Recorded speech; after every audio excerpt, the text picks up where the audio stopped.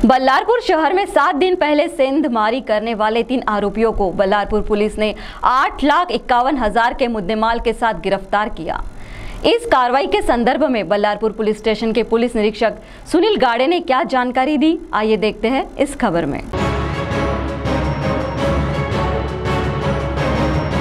Ballarpur police station के अंतर्गत एक सेंधमारी के मामले का पर्दाफाश किया गया, जिसमें बल्लारपुर पुलिस ने इस सेंधमारी के दौरान आरोपियों ने एक घर से सोने चांदी के गहने के साथ 2,000 रुपये नकद की चोरी की थी और एक विधि संघर्ष बालक को बल्लारपुर पुलिस ने अपने कब्जे में लेकर जब उससे पूछताछ की तब 3 आरोपियों के बारे में पता लगा और इस संबंध में 3 अन्य आरोपियों को भी बल्लारपुर पुलिस ने गिरफ्तार किया है। तो आइए सुनते हैं इस संपूर्ण कार्रवाई के संबंध में बल्लारपुर पुलिस स्टेशन के पुलिस निरीक्षक सुनील गाड़े ने मीडिया को क्या जानकारी दी।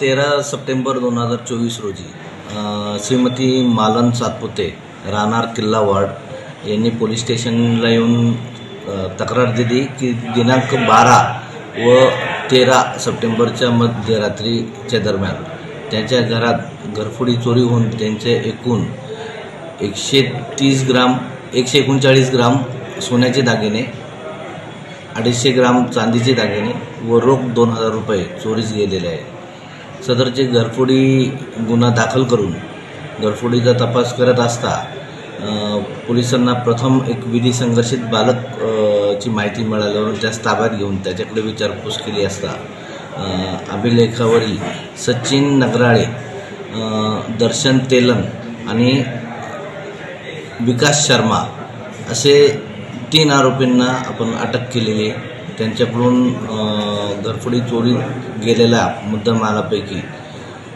जवळपास 130 ग्राम सोन्याचे दागिने, 100 ग्राम चांदीचे दागिने आणि रोख रक्कम असं आपण हस्तगत केलेलं आहे।